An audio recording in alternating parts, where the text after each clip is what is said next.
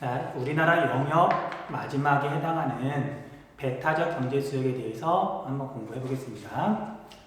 자, 앞에서 원래는 뭐 영해도 없던 전부 다 공해였지만 나라들 사이에 다툼이 있다 보니까 영해라는 걸 설정했다 그랬죠.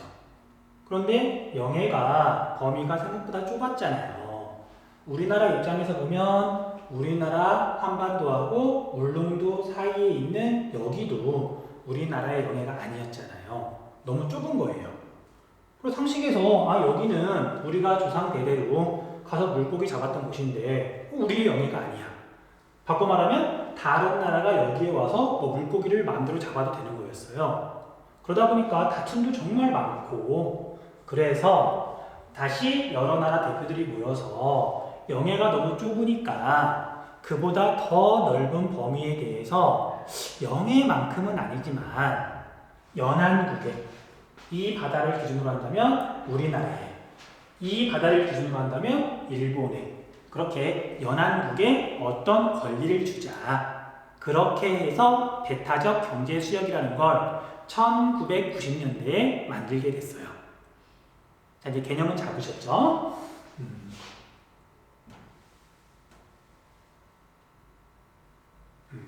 자, 그래서 조금만 더 설명을 하자면, 자, 우리 배타적 경제 수역도 수역이잖아요. 바다에 대한 이야기예요.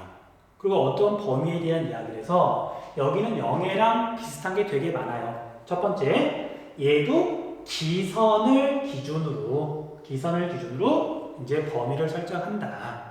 자, 그래서 영해는 기선에서부터 12LE까지 그냥 하나만 그려볼게요. 12LE까지.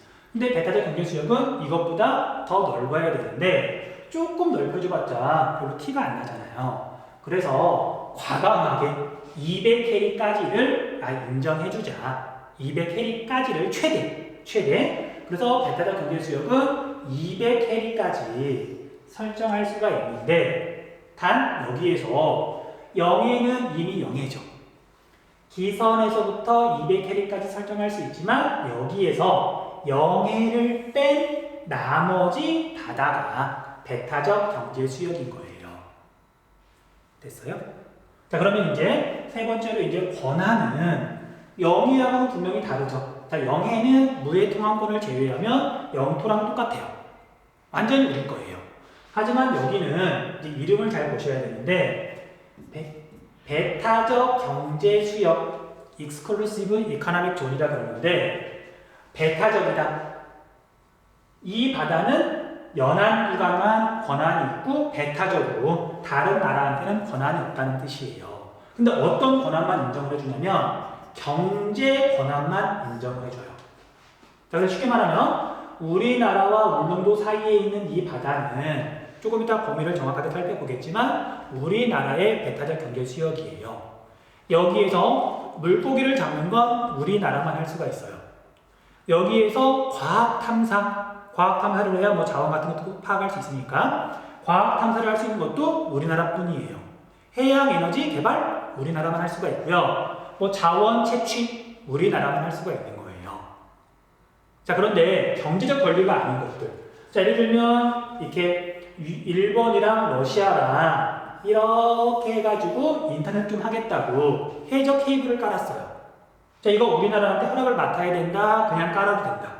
예, 그냥 깔아도 돼요? 물론 그것 때문에 나중에 뭐 돈을 벌 수도 있겠지만, 아니, 두 나라가 통신 좀 하겠다는데 이건 경제 활동이라고 보지 않는 거죠. 그 다음에 유조선이 우리나라의 배타적 경제 수역을 지나갔어요. 허락 맡아야 돼요? 그냥 지나가도 돼요? 자, 유조선은 다른 나라 영해도 무해 통항권이 있어요. 그냥 지나가면 돼요. 됐죠? 그래서 주로 물어보는 건 물고기 잡는 거, 그다음에 과학 탐사하는 거, 자원 채취하는 거, 그것만 물어보긴 하는데, 어쨌든 경제적인 권리만 인정해주는 배타적 경제 수역이라는 게 있더라. 자, 빠르게 다시 한번 정리해보자면요. 자, 얘는 직선 기선이든 통상 기선이든 기선에서부터 설정한다. 그 다음 두 번째는 최대 200캐리까지 인정할 수 있다. 그 다음 세 번째는 얘는 오직 경제적인 권리만 인정을 해준다. 그렇게 기억하시면 돼요. 됐죠? 됐죠? 자, 그런데 이런 배타적 경제 수역에서 문제가 하나 있어요. 문제가 하나 있는데, 자, 어떤 문제가 있냐면, 더 확대해야 되는데, 여기는 안 보이네요. 아이씨, 이런. 그러면 다시 수능 특강으로 돌아와서요. 여기를 확대해야 되겠네. 독도가 너무 작다 보니까 위성 사진으로는 잘 안 보이네요. 자, 이제 어떤 문제가 있냐면, 자, 우리가 앞에서 이전 영상에서 영해를 설정할 때도 일본이랑 너무 가까이 있으니까 12LE까지 설정하지 못하고 3LE까지만 설정했잖아요. 근데 하물며 범위가 200LE까지인 배타적 경제 수역은 이웃하고 있는 나라가 좀 가까우면 많이 겹치겠죠. 그래서 그 부분에 대한 문제를 해결해야 돼요. 네. 그래서 배타적 경제 수역 때문에 우리나라랑 일본, 우리나라랑 중국, 중국과 일본, 그다음에 세계 다른 여러 나라들 갈등이 되게 많아요. 그래서 그 문제에 대해서 간단하게 또 한번 살펴볼게요. 자, 배타적 경제 수역을 설정하기 위해서 기선을 기준으로 이제 주장을 해야 되는데, 자, 그런데 이렇게 선으로 되어 있으면 기선이라고 말을 하는데, 자, 울릉도나 독도처럼 거의 점에 가까우면 그냥 기점이라 그래요. 기점. 그럼 이제 우리나라는 일본하고도 가까이 있고 중국하고도 가까이 있어서 우리가 만약에 일본이 없으면 여기까지 설정할 수 있어요. 일본 입장에서는 우리나라가 없으면 배타적 경제 수역을 여기까지 설정할 수가 있어요. 하지만 분명히 겹치는 부분이 이제 생기는 거잖아요. 자, 그래서 그거에 대해서 각 나라들이 모여가지고 협정을 맺었어요. 자, 그래서 우리나라랑 일본이랑 협정을 맺는 과정을 봤더니 일본은 자기 나라 영토 중에 가장 서쪽에 있는 여기를 기점으로 200캐리를 주장을 했고요. 그 다음 우리나라는 어디를 기점으로 200캐리를 주장했을까요? 일본이랑 가장 가까이 있는 섬, 우리나라에서 가장 동쪽에 있는 섬, 당연히 독도를 기준으로 200캐리를 주장했어요. 그런데 안타깝게도 자, 우리나라가 뭐 협정을 잘못 맺었다, 뭐 협상력이 떨어진다, 그런 개념은 아니고요. 자, 이렇게 영해나 아니면 배타적 경제 수역이 서로 겹치는 경우 갈등이 발생하기 때문에 국제사회에서는 어디서부터 주장할 수 있구나 라고 하는 기준을 마련해놨어요. 그 나라의 영토에서부터 주장이 가능한데, 근데 이거 조금 애매하기도 하고 좀 민감한 문제라서 뭐라고 표현해야 될까? 자, 독도 볼게요. 독도가 우리가 한국 지리를 공부하고 있잖아요. 그럼 질문 던질게요. 자, 독도는 대한민국의 영토다. OX. O? 한국 지리를 우리가 공부하고 있잖아요. 독도는 분명히 대한민국의 영토예요. 그러니까 독도 주변에 이렇게 영해도 설정이 되어 있는 거고요. 자, 그런데 여러분들 나중에 궁금한 사람은 한번 공부를 좀 더 해보세요. 찾아보세요. 독도는 국제법상 대한민국의 영토다. OX. 다시. 자, 우리가 한국 지리를 공부하고 있기 때문에 시험 문제에서 그렇게 물어보면 독도는 대한민국의 영토라고 대답해야 돼요. 하지만 자, 이제 실제 각 나라들 사이에서 협정 같은 거 맺을 때, 자, 독도는 국제사회에서 대한민국의 영토로 인정을 받고 있다, 그렇지 못하다. 그렇지 못하기 때문에 지금 일본이랑 계속 갈등이 있는 거잖아요. 자, 참고로 국제법상 바다에 있는 섬이 어떤 나라의 영토로 인정을 받으려면 그 섬에서 나오는 것만 가지고 사람이 살 수 있어야 돼요. 그 섬에서 생산되는 것만 가지고. 그리고 구체적으로 보면 사람이 마실 수 있는 물이 있어야 돼요. 그 다음 두 번째로는 흙이 있어서, 나무가 자랄 수 있어서 농사를 짓든 아니면 나무 열매를 따먹든 흙이 있어야 사람이 살 수 있는 거잖아요. 그리고 보통은 두 가지 조건을 만족하고 실제로 사람이 살면 어떤 나라의 영토로 인정을 해줘요. 그런데 여러분 한번 잘 생각해 보세요. 독도에는 마실 물이 있을까요, 없을까요? 예, 있어요. 당연히. 독도에 가신 분이 있어요. 나온다 그러더라고요. 자, 그런데 독도에 토양, 흙이 있다 없다? 농사를 지을 만큼, 나무가 자랄 만큼 흙이 풍부하다? 아니면 거의 없다? 자, 독도는 바위섬이죠. 경사도 급하죠. 그래서 안타깝게도 농사를 지을 수가 없어요. 자, 거기에 경찰이 주둔하고 있고 경비대가 지키고 있고요. 그 다음에 몇몇 주민은 거기에 주소지를 옮겨가지고 뭐 일정 기간 거주하기도 하는데 거기에 거주하는 사람들은 우리나라 육지에서 식량을 다 가지고 가요. 그러다 보니까 일본과 배타적 경제수역에 대해서 협상을 할 때 독도부터 주장하는 우리나라의 그런 말빨이 먹히질 않은 거예요. 어쩔 수 없어요. 우리가 협상을 잘못한 게 아니라 현재 국제법상 그렇게 되어 있으니까. 자, 그러다 보니까 우리나라는 어쩔 수 없이 배타적 경제수역을 설정할 때 동해 배타적 경제수역을 설정할 때 독도가 아니라 울릉도를 기점으로 배타적 경제수역을 설정했다. 자, 문제에서 옛날에 자주 물어봤는데 요즘은 약간 자존심이 상하는지 잘 안 물어보더라고요. 자, 어쨌든 울릉도를 기점으로 동해에 배타적 경제수역을 설정했다. 자, 그러다 보니까 독도가 여기에 있는데 독도 주변으로 한일 중간 수역이라는 게 설정되어 있어요. 자, 겹치는 부분이 만약에 요만큼인데 근데 여기는 누가 봐도 우리의 배타적 경제 수역이잖아요. 그래서 서로 합의가 잘 된 부분들은 이렇게 두 나라가 나누어서 가져가고요. 여기 중간 수역이라고 되어 있는 부분은 두 나라가 현재 합의를 못한 부분이에요. 그래서 한국과 일본 사이에 있는 중간 바다, 배타적 경제 수역은 서로 합의를 하기 전까지는 두 나라가 공동으로 관리한다. 그런 의미가 있어요. 시험 문제에서 이제 자주 물어봐요. 여기를 A라 그러면 A 바다에서 우리나라가 물고기를 잡을 수 있다 없다? 당연히 있죠. 우리도 잡을 수 있고 일본도 잡을 수 있고. 근데 중국은 그렇죠. 잡을 수가 없죠.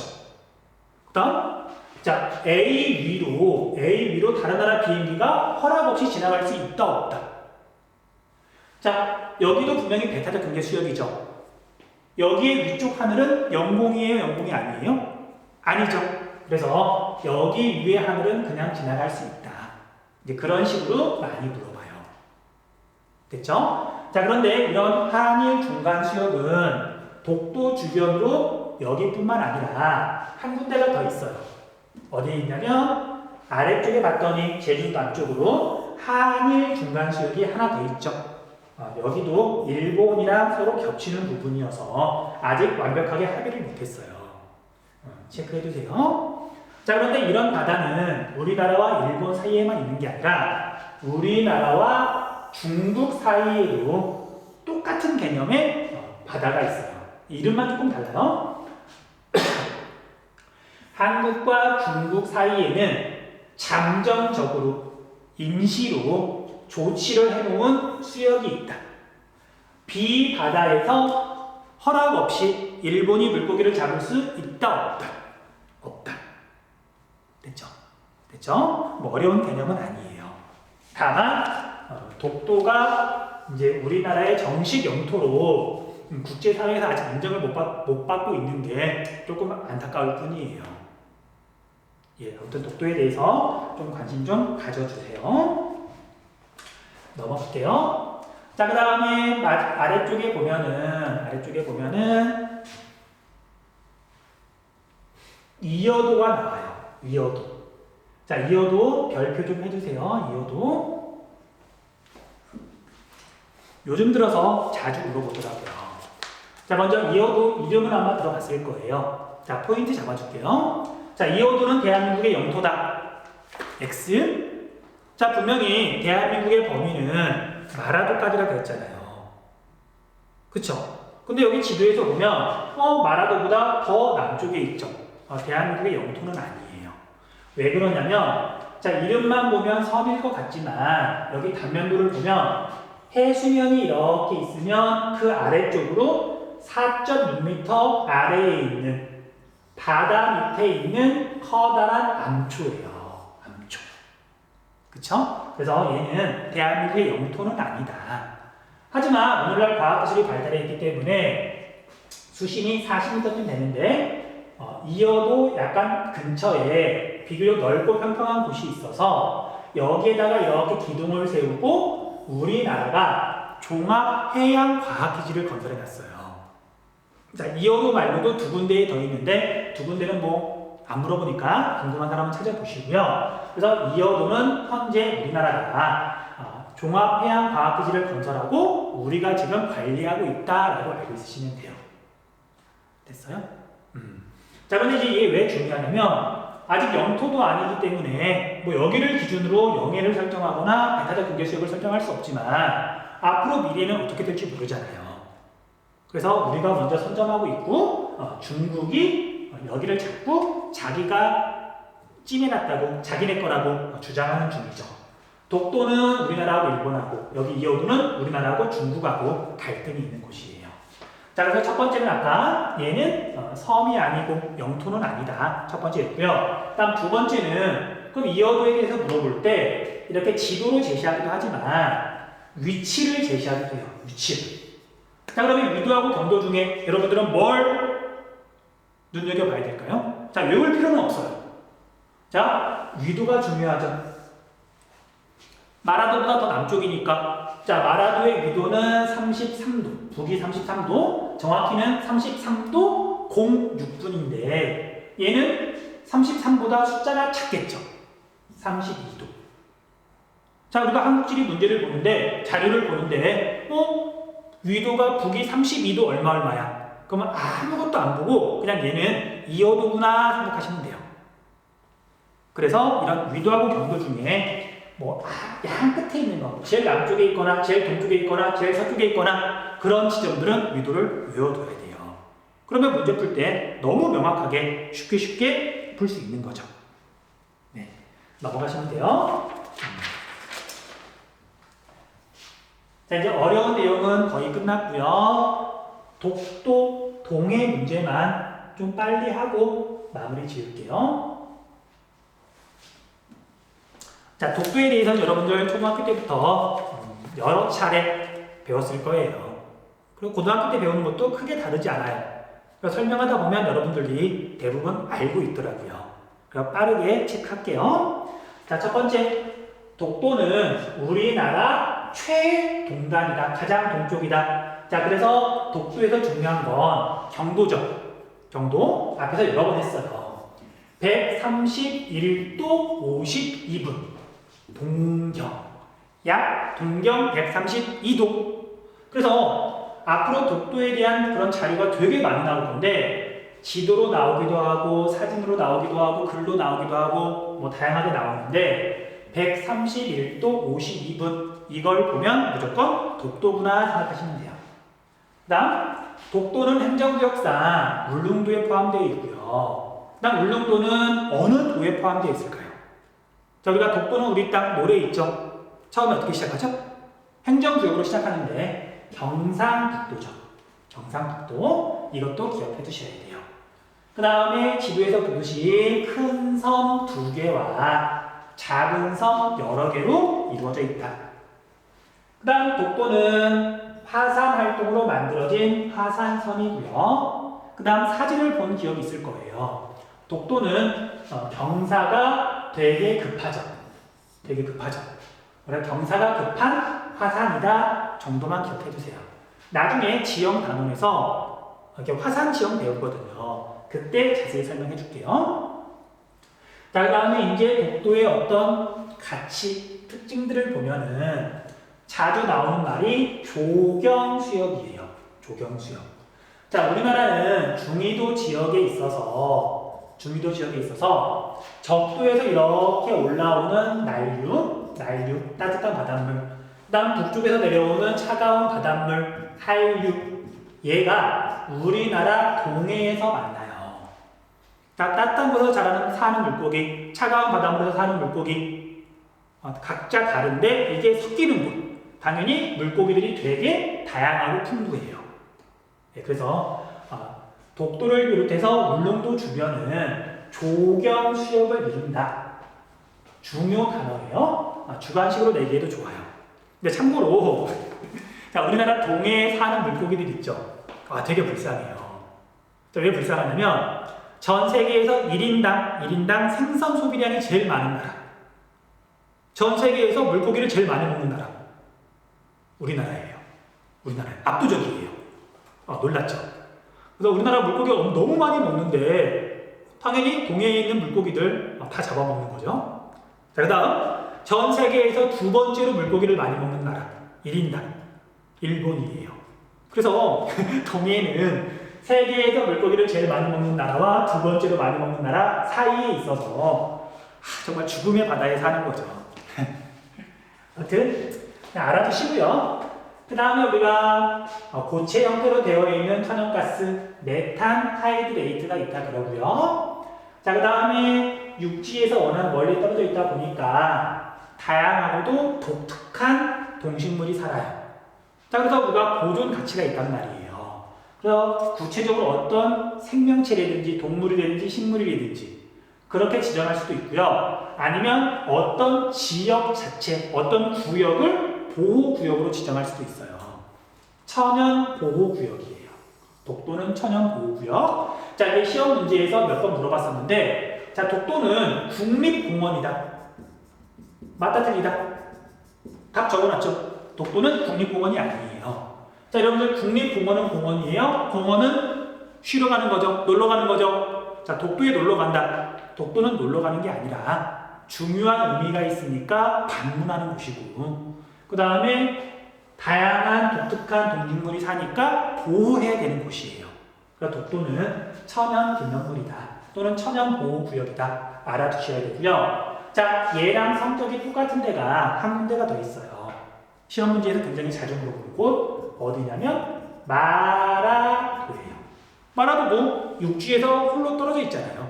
마라도도 천연보호구역이에요. 알아두시고요. 그 다음에 독도에 대해서는 당연히 그냥 동해 바다에 있는 그냥 작은 다유섬이 아니라 우리나라의 역사와 우리의 자존심이라고 할 수도 있는 거죠.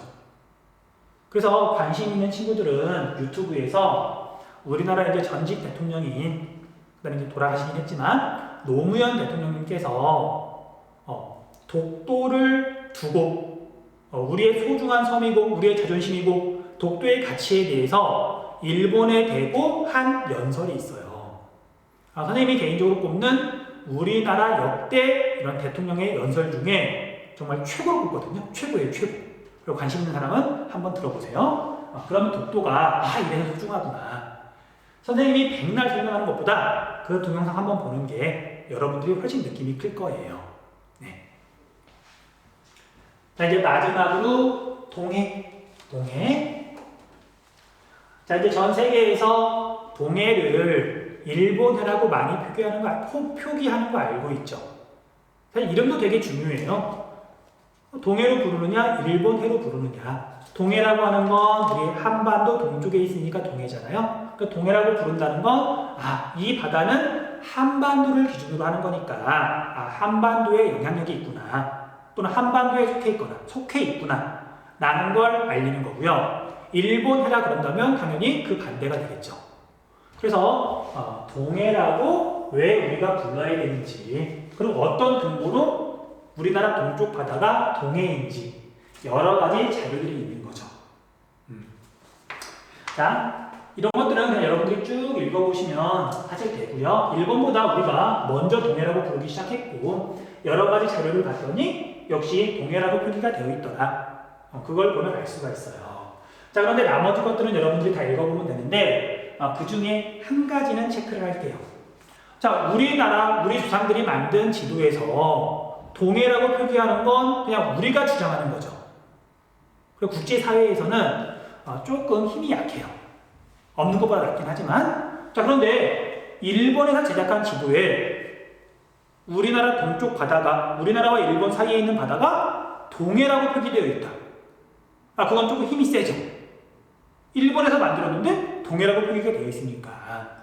그래서 이거 하나만 기억해 주세요.